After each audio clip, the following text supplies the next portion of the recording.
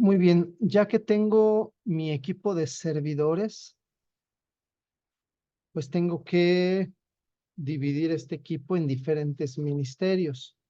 Obviamente, entre más grande es el retiro, más ministerios hay, más servidores se requieren. Eh, para empezar, tenemos que ver tres cargos que son importantes. Vuelvo a repetir, estoy pensando básicamente en un retiro de encierro de fin de semana. Tengo que tener un coordinador general, que obviamente, como este director de orquesta, tiene que encargarse de ver que todos los demás hermanos lleven a cabo el ministerio, el servicio que se les encargó. Obviamente es mucho el trabajo, por eso necesita un auxiliar. Entre ellos dos van a llevar, pues, digámoslo así, el peso de todo el retiro. Y es importante que haya otra persona que se encargue de la tesorería. Vamos, el dinero siempre es un problema, ¿no? Entonces necesitamos a alguien que esté concentrado en el dinero cuando se trata, por ejemplo, de una casa para retiros, en donde se tiene que dar pues la cuota por cada persona que va, ¿no? Entonces, estos tres cargos son importantes y los tenemos que escoger entre los hermanos que tengan mayor experiencia en el grupo. Ya que tengo a mi coordinador, a mi subcoordinador y a mi tesorero, entonces vamos a empezar a ver cuáles son los diferentes ministerios que yo necesito para mi retiro. En primer lugar, necesito el ministerio de intercesión. La intercesión va a ser fundamental antes y durante el retiro. Si no hay un ministerio de intercesión ya formado en mi comunidad, pues yo tengo que formar uno por lo menos para el retiro. Tengo que preparar este retiro con oraciones, con misas, con ayunos, con penitencias, etcétera, etcétera. Vuelvo a recordarles lo que les decía al principio. Dice la palabra de Dios acerca de un endemoniado al cual los apóstoles no pudieron ayudar. Jesús les dijo, es que esta clase de demonios solo salen con oración y ayuno. Tú no sabes a qué te vas a enfrentar en un retiro, y no es por alarmar ni por decir que va a haber ahí liberaciones, exorcismos y cosas. No, no, no. Hay personas que tienen en su corazón tantas heridas, tanto dolor, necesitan tanta sanación, necesitan liberarse del resentimiento. Si tú no vas bien preparado, bien fortalecido con la oración y el ayuno, no vas a dar fruto en tu retiro. Entonces el ministerio de intercesión es fundamental. No, es que somos muy poquitos, pues es que entre esos poquitos, por lo menos un día a la semana que alguien haga algo de intercesión, un rosario, una misa, algo, pero que siempre haya intercesión. Para la intercesión sí podemos pedirle apoyo a otros hermanos, incluso de otras comunidades. Oye, vamos a tener un retiro, apóyanos, por favor. Y sí, muévanse, busquen quien pueda ofrecer misas, rosarios, ayunos, lo que sea, ¿no? Para bendición de nuestros hermanos que vayan al retiro. Bien, otro ministerio importante, publicidad y divulgación. Es bien necesario que la gente se entere de que vamos a dar un querigma. Si nosotros no hacemos la publicidad y la divulgación necesarias, obviamente no se van a enterar y obviamente no van a ir. Se necesita gente que esté encargada desde mucho tiempo antes a anunciar, anunciar, anunciar, anunciar para que la gente se entere. Dependiendo de tu comunidad, tú sabrás cuál es la mejor forma de avisar que va a haber un retiro. Si los avisos en la misa, si los volantes, si los carteles, si una lona, si las invitaciones en redes sociales, no sé, tú sabes qué es lo que más conviene para tu comunidad. O a lo mejor todo, ¿no? ¿Quién sabe? Entonces tiene que haber alguien que se encargue de esto. Registro de asistentes. Desde antes tiene que haber alguien que vaya registrando a la gente, que vaya dando informes. Por ejemplo, si va a ser de encierro, pues que les vaya dando las indicaciones para el retiro de encierro, qué deben llevar, cómo deben ir preparados, ir apuntando nombres, teléfonos, recordarles cuando se hace el retiro, oye, recuerdo que el fin de semana ya es el retiro, etcétera, etcétera. Y obviamente estas mismas personas son los que van a estar recibiendo a los hermanos el día del retiro, van a tener ahí su mesa de recepción, van a estar recibiendo, pues que si dando el gafete, que si dando pues el regalo, no sé, lo que decidan, ¿no? Pero este es otro ministerio que es muy, muy importante. Sobre todo date cuenta que es como que la primera cara que le das a tus hermanos, ¿no? Tienes que tener hermanos que sean, pues sí, muy abiertos, pero también que sepan transmitir ese amor de Cristo, esa alegría de Cristo a los demás, ¿verdad? Porque si la primera impresión es positiva, entonces estos hermanos se van a sentir en confianza. Para un retiro de encierro, tienes que tener presente que se necesita el hospedaje y la comida. En la mayoría de las casas de retiros eso pues ya se da por descontado, pero en algunos lugares no, y entonces tú tienes que ver cómo van a dormir, dónde van a dormir y qué van a desayunar, comer y cenar. Entonces también se necesita gente que apoye en esto. Para la comida puedes también tener apoyo externo, ¿verdad? Entonces también son importantes estos ministerios.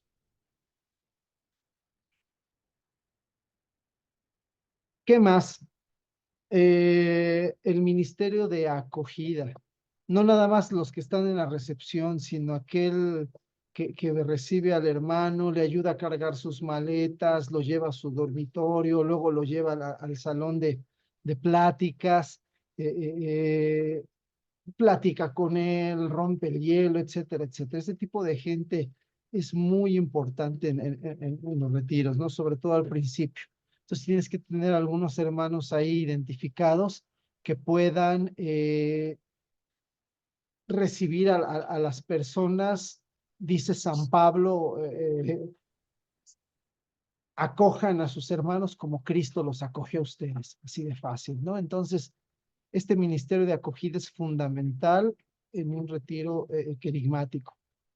Tiene que haber quien organice los grupos de pastoreo. El próximo tema vamos a hablar un poquito extensamente sobre los grupos de pastoreo. Tiene que haber quien divide estos grupos, quien dé las indicaciones para los grupos, quien elija a los pastores, etcétera, etcétera. Tiene que haber quien acondicione el salón, quien acomode las sillas, tenga el material que se va a necesitar para cada plática, que todo esté preparado, por ejemplo, si hay una dinámica, etcétera, etcétera, ¿no? Entonces es muy importante gente que esté exclusivamente para acondicionamiento del salón. Tiene que haber quien se encargue del sonido. También es muy importante el hecho de tener un buen micrófono, el hecho de tener una buena bocina, ayuda porque si no se escucha bien, pues no va a llegar bien el mensaje, ¿verdad? Entonces tiene que haber un buen sonido y tiene que haber música. La música es fundamental en un retiro. No estoy hablando de tener un super ministerio, ¿verdad? Con que haya quien toque la guitarra y esté ungido con el espíritu para meter a la gente en oración a través de la música, aunque sea uno o sean dos, es suficiente. Un monitor que se encargue de estar al frente, pues dirigiendo, llevando el retiro, presentando a los hermanos que vayan a dar tema, invitando a los hermanos a, a la siguiente actividad, dando las instrucciones, etcétera, etcétera. Eso es el monitor. Y esta persona también tiene que cuidar que el horario se vaya cumpliendo como se tiene establecido. Muchos usan una campanita para indicar que ya se acabó el tiempo y que hay que pasar a la siguiente actividad, etcétera, etcétera. Tenemos que tener quien se encargue de la liturgia, tenemos que hacer que nuestros retiros sean con unas liturgias bonitas, si se puede, solemnes, bien cuidadas. Muchas veces, como andamos corriendo en el retiro, pues ya a la mera hora nos damos cuenta de que no hay ni lo necesario para la misa. A mí me ha tocado andar corriendo buscando hostias y yendo a la iglesia más próxima a ver si nos pueden proporcionar hostias, cosas así que no deben pasar. Se tiene que tener a alguien que ya se haga cargo de la liturgia para que esto no suceda, ¿verdad? También es bueno tener un botiquín ahí con los medicamentos pues, más necesarios para dolor de cabeza, que si dolor de estómago, etcétera, etcétera, ¿no? En algunos lugares se pone una pequeña tiendita en donde, pues, además de las comidas que se dan ahí, pues puedan tener acceso a un dulce, a un chocolate, un refresco ahí para que no se nos duerman, ¿verdad? Y en algunos lugares se usa un correo que puede ser externo. En algunos lugares se acostumbra a ir con las familias a pedirles una carta y entregárselas ahí a nuestras ovejitas. O puede ser un correo interno entre los miembros que están participando en retiro, ¿no? Estos son algunos ministerios. Obviamente puede haber más, obviamente pueden ser menos, dependiendo de tus necesidades. Y pues ya ustedes discernirán, ¿verdad? ¿Qué es lo que más conviene para el retiro? Bien. Y voy a aprovechar ya de una vez para dar algunas indicaciones, algunos consejos sobre cómo preparar un tema. Y aquí yo quiero que tomen nota, sobre todo los que no se animan a dar temas porque dicen que no saben cómo se prepara y cómo se da. Vamos a ver ahorita primero cómo lo preparamos y la próxima vez vamos a ver cómo lo damos, ¿no? Entonces, ¿cómo preparo mi tema? Lo primero que tengo que considerar es si el tema que voy a dar es querigmático o es catequético. Acuérdense que el querigma es muy diferente de la catequesis. Obviamente para un retiro voy a dar un tema querigmático. Los temas catequéticos son sobre doctrina cristiana, sobre Biblia, sobre vida espiritual, etcétera, etcétera, ¿no? Eso va a ser después. Ahorita lo primero que voy a dar es un tema querigmático que tiene sus propias características, muy distintas al tema catequético. Para un tema querigmático tengo que tomar en cuenta lo siguiente. El tema querigmático no pretende enseñar, sino anunciar. Eso es lo primero. No pretende enseñar, sino anunciar. No vas a dar una clase, vas a dar un anuncio, anuncio de la buena nueva. Vas a proclamar una buena noticia. Vas a contar algo que a ti te pasó. ¿Por qué? Que vas a ser testigo de algo que tú viviste con el Señor. Por lo tanto, el tema no va dirigido a la mente de las personas, no es para que se lo aprendan. El tema va dirigido al corazón. Tú tienes que mover ese corazón para que se abra al Señor. Para dar un tema querigmático es indispensable saber cuál es el objetivo del tema. Nosotros dábamos algunos ejemplos de temas, este, perdón, dábamos ejemplos la clase pasada de cada tema, cuál es su objetivo, cuál es su objetivo, cuál es su objetivo. Entonces, No más pone entendido. entonces si yo no sé cuál es el objetivo, no voy a poder saber llegar al corazón de la persona. Por ejemplo, voy a dar el amor del Padre. Mi objetivo es que El las alcohol sientan amadas por Dios. Para eso voy a hablar, para eso voy a hablar. Lo que yo diga, lo que yo haga en mi tema va a ser dirigido exclusivamente para lograr ese objetivo, no para otra cosa. Entonces es indispensable saber cuál es mi objetivo. igualito. En un tema querigmático, las citas bíblicas y el testimonio son muy importantes.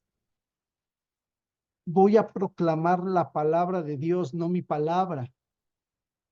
Voy a anunciar la palabra de Dios, no voy a anunciar lo que yo diga, lo que yo crea.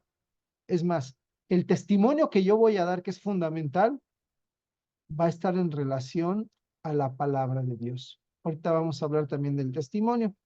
Y bueno, el tiempo máximo para un tema querigmático debería ser unos 30 minutos. 30 minutos incluyendo ya el testimonio, incluyendo que si un canto, que si una pequeña oración, lo que tú vayas a querer meter en tu tema, debe ser máximo 30 minutos. Para dar el anuncio querigmático no requieres de más tiempo. El anuncio querigmático es preciso, es conciso, es breve. Vamos, no se necesita echar rollo, ¿verdad? Entonces,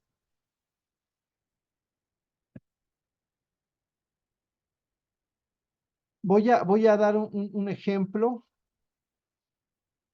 de cómo preparar un tema. Vamos a ver. Voy a poner el ejemplo del tema el pecado y sus consecuencias para que ustedes vean cómo se debe preparar. Lo primero que tengo que dar es una introducción. Y esta introducción debe enlazar mi tema con el tema anterior. La introducción debe enlazar el tema con el tema anterior. Por ejemplo, si voy a dar el pecado, mi introducción tiene que relacionarse con el tema del amor de Dios. Por ejemplo, si Dios te ama y su amor es tan grande, ¿por qué no puedes experimentar ese amor? Esa es la introducción para el tema del pecado y sus consecuencias. Lo estás encadenando al tema anterior, ¿sí? Después tienes que decir el título, pero el título lo tienes que decir a modo de proclamación. Esto es importante. No vas a decir, bueno, yo soy Ricardo y les voy a dar el tema del pecado. No, no, no. Si ya hiciste una introducción refiriéndote al tema anterior, el título tiene que ser a modo de proclamación. Por ejemplo, te voy a hablar de la causa de todos los males, de la razón por la cual no puedes experimentar el amor de Dios. Te voy a hablar del pecado y sus consecuencias. Entonces, de ese modo estás anunciando, estás proclamando de qué se va a tratar tu tema. Muchos por los nervios o por descuido ni siquiera dicen de qué van a hablar. Es importantísimo decir cuál es tu tema, de qué vas a hablar, ¿sí? Si puedes tener un letrero grande con el título de tu tema, es fundamental para que la gente no se pierda y sepan de qué estás hablando. Después del título, obviamente ya viene el contenido del tema. El contenido del tema lo vamos a dividir en varios puntos principales, no más de 5 puntos en cada tema. Y estos puntos principales tienen que apoyarse en una cita bíblica. Por ejemplo, si yo voy a dar el tema del pecado y sus consecuencias, mis puntos principales pueden ser los siguientes. Primero, todos hemos pecado y por eso estamos privados del amor de Dios. Y la cita bíblica en la que me apoyo, Romanos 3:23. Segundo punto, el pecado nos hace esclavos. Y entonces yo me puedo apoyar en la cita de Juan 8:34. Todo el que comete pecado es esclavo del pecado, ¿no? Es lo que dijo Jesús. Punto 3, el salario del pecado es la muerte. Y me apoyo en Romanos 6:23, ¿sí? Y finalmente, el último punto, el hombre ha buscado salidas falsas que empeoran su situación y me puedo apoyar en Jeremías 2:13. Doble falta ha cometido mi pueblo, me dejaron a mí que soy manantial de aguas vivas y se han hecho cisternas agrietadas que no retienen el agua. Si se dan cuenta, son cuatro puntos principales. Cada punto tiene una cita bíblica. Todo lo que yo diga en el punto que voy a mencionar tiene que girar en torno a la cita bíblica que yo proclame. Todo tiene que relacionarse con la cita bíblica que yo proclame. Entonces, si tú haces una proclamación fuerte de la palabra de Dios, vas a poder desarrollar bien tu punto. Pero si la proclamación de la palabra de Dios la haces con miedo, quedito, no se escuchó, no se entendió, obviamente va a ser más difícil que tu punto sea comprendido por tu hermano. Entonces, vuelvo a repetir, el tema lo vas a dividir en puntos principales, a lo mucho 5, y cada punto debe apoyarse en una cita bíblica. En la clase anterior ya les di los puntos principales de cada tema y las citas bíblicas que puedes meter en cada punto principal, ¿sí? Después o intercalado es importante el testimonio. El testimonio puede hablar de todo el tema o puede hablar de alguno de los puntos de este tema. Por ejemplo, en el pecado y sus consecuencias, yo puedo hablar en mi testimonio de cómo el pecado destruyó algún aspecto de mi vida y ojo, no nada más quedarme en cómo lo destruyó, sino también cómo Cristo me rescató. El testimonio es fundamental en los temas querigmáticos, porque no voy a ir a enseñar una teoría. La forma de demostrar que Jesús está vivo y que lo que yo estoy proclamando es verdad es dar testimonio de que esto que yo te estoy diciendo se cumplió en mí. Así como lo dijo San Pedro, nosotros somos testigos. Así tú vas a decir, a mí no me pueden decir que esto no es cierto porque yo lo viví, yo lo viví. Finalmente, la conclusión tiene que encadenar tu tema con el tema siguiente. Tienes que dejar preparado ya al hermano para la siguiente proclamación que se haga. Por ejemplo, en el tema del pecado, tu conclusión puede ser, eres esclavo del pecado, condenado irremediablemente a la muerte, pero Dios te ama tanto que te ofrece una solución. Y ya los dejas así como que picados para el siguiente tema, ¿no?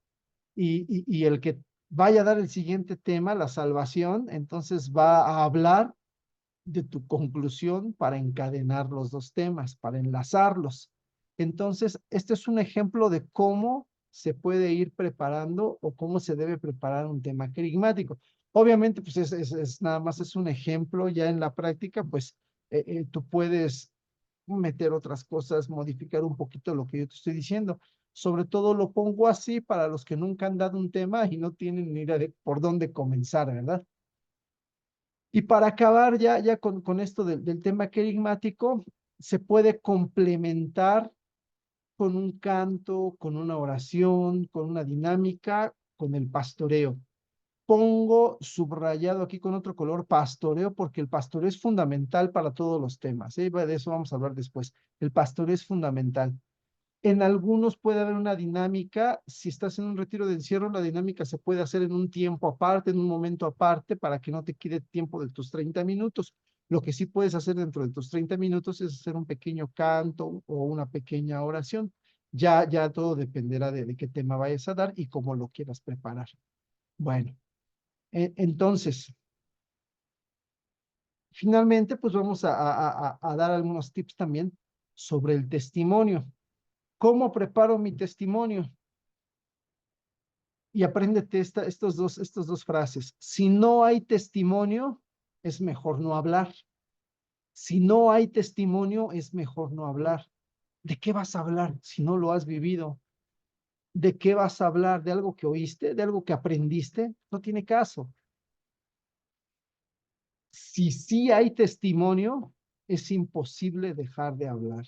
Si sí hay testimonio, es imposible dejar de hablar.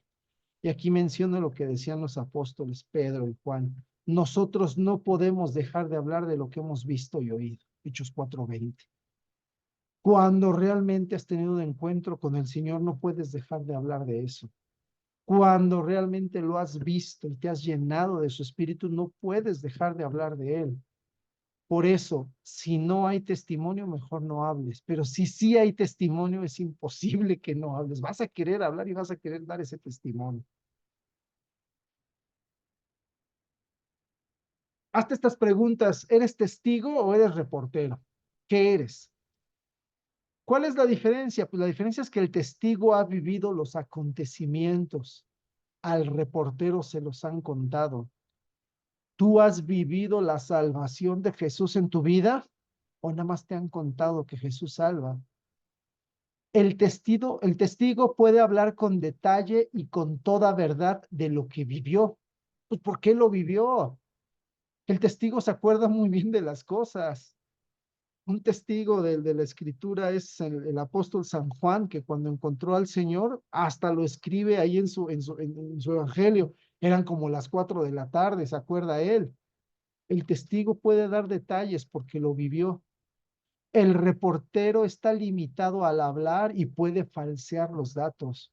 Un reportero no puede contar más allá de lo que le hayan contado a él. A lo mejor no puede dar tanto detalle, a lo mejor hasta inventa cosas. Si tú eres testigo, puedes dar detalle y puedes hablar con veracidad. Finalmente, al testigo los acontecimientos lo marcaron de alguna forma. El reportero permanece indiferente ante lo que sucedió. Pongo un ejemplo. No es lo mismo que tú hayas sido testigo de un accidente grave, aparatoso, porque eso te va a dejar marcado, te va a impactar. El reportero a lo mejor ni le interesa, aunque haya habido heridos, aunque haya habido muertos, pues el reportero simplemente pues reportea lo que pasó y ya, pero no le afecta. Al que lo vivió sí lo afecta. Lo mismo, el que se encuentra con el Señor, ese encuentro lo marca para toda la vida, lo marca y por eso puede hablar. Entonces, tú hazte esta pregunta, ¿eres testigo o eres reportero? Y bueno, las últimas dos diapositivas son nada más para ejemplificar cómo debe ser un testimonio. Si vas a dar testimonio, tienes que seguir este ABC. A de auténtico. El testimonio debe ser auténtico. Hay hermanos que quisieran tener grandes testimonios y el Señor expulsó de mí 7 demonios y el Señor me sanó del cáncer y de la lepra y de no sé. A lo mejor no tienes un testimonio como el que quisieras, pero te voy a decir una cosa. Tú tienes el testimonio que otros hermanos necesitan escuchar. A lo mejor para ti es algo sencillo, a lo mejor para ti es algo insignificante, pero si el Señor te dio ese testimonio es porque ese testimonio va a edificar a alguien que puede estar viviendo la misma situación que tú viviste. No hay testimonios chafas, no hay testimonios de calidad y testimonios, pues, más o menos, ¿no? De poca calidad, de baja calidad. Entonces, los testimonios, todos los testimonios, sean sencillos o sean más grandes, todos edifican y todos sirven para algún hermano que esté ahí escuchando. Entonces tú no tienes que inventar cosas, tú no tienes que exagerar las cosas, tú no tienes más que pararte y decir lo que realmente pasó en tu vida, porque si marcó tu vida, porque si fue importante para tu vida, va a ser importante para algún hermano que esté viviendo lo mismo. Entonces debe ser auténtico, auténtico. Segundo, la B es de breve, el testimonio debe ser breve. Hay hermanos que se pasan minutos, minutos, minutos, minutos, hable y hable y hable y hable. Y al principio pues soy interesante, pero después terminan aburriendo. Testimonio es breve. No tienes que decir muchas cosas para dar un testimonio que sirva. No debes hacer grandes historias, porque si das grandes historias, a lo mejor la gente se pierde y no llega al detalle de lo más importante, ¿verdad? Y la brevedad va muy de la mano con el tercer elemento, con el C, que es centrado en Cristo. Tu testimonio tiene que estar centrado en lo que el Señor hizo en tu vida. Muchos hermanos les gusta hablar de sí mismos. Yo era esto, yo hacía el otro, yo traficaba drogas, yo asesiné, yo maté, yo robé, yo estaba mal, yo golpeaba a mi mamá, yo golpeaba a mi esposa, yo, y se la pasan hablando de ellos mismos. Eso no es un testimonio. El testimonio está centrado en Cristo. Yo era así, pero Cristo llegó a mi vida y Cristo hizo esto en mi vida Y Cristo me transformó de esta manera. Así debe ser el testimonio, centrado en lo que Jesús hizo en tu vida. Y esto del ABC del testimonio se complementa con lo siguiente. ¿Cómo cuento mi testimonio? Tienes que dar tres pasos. Tu vida antes de Cristo, cómo fue tu encuentro con Cristo y qué sucedió después de ese encuentro con Cristo. Si te fijas, el testimonio cristocéntrico, centrado en Cristo totalmente. Antes de Cristo yo era así, antes de Cristo yo hacía esto, antes de Cristo, de conocer a Cristo yo me metí en esto, antes de conocer a Cristo me metí en lo otro, antes de conocer a Cristo esto. Conocí al Señor de esta manera, conocí al Señor en una oración, el Señor me tocó en una plática, el Señor me tocó en un retiro, tuve un encuentro de este modo, me sanó, me liberó, me purificó, etcétera. Y después de este encuentro con Cristo, mi vida cambió de esta manera. Mi vida se transformó de esta manera. Ahora yo vivo así, ahora soy así. Así es como tengo que contarlo, ¿sí? ¿Cuál es el elemento que debe tener más tiempo? El encuentro con Cristo, porque es a lo que nosotros estamos invitando a nuestros hermanos, a que se abran a un encuentro con Cristo. Entonces, en mi testimonio, la parte principal debe ser cómo fue mi encuentro con el Señor. Estos son algunos consejitos para preparar el testimonio. Bueno, y ya, a manera de conclusión para esto de preparar los temas querigmáticos, esto lo saqué de un documento de Juan Pablo II, Catequesis Tradende, del número 17 de este documento. Dice así: la repetición rutinaria que se opone a todo cambio, por una parte, y la improvisación irreflexiva que afronta con ligereza los problemas, por la otra, son igualmente peligrosas. La repetición rutinaria lleva al estancamiento, al letargo y, en definitiva, a la parálisis. La improvisación irreflexiva engendra desconcierto y causa desviaciones de todo tipo. Cuando yo prepare un querigma, tengo que evitar la repetición rutinaria. Todos dan el tema igual, todos meten el mismo canto, todos dan hasta el mismo testimonio, la misma cita, el mismo chiste. Vamos, huyamos de la repetición rutinaria. Eso lleva al estancamiento, al letargo, se te va a dormir la gente. No va a avanzar tu querigma. Es que siempre damos este ejemplo. Eso es repetición. Busca un nuevo ejemplo. Es que siempre contamos hacemos la misma dinámica. Mejor puedes cambiar a otra. Huye de la repetición rutinaria. Y la otra, huye de la improvisación. La improvisación engendra desconcierto. Cuando tú improvisas, la gente se da cuenta de que les estás inventando algo, ¿verdad? Y la gente es bien lista, luego se da cuenta cuando preparaste o cuando estás improvisando. Y sobre todo es peligrosa la improvisación porque causa desviaciones de todo tipo.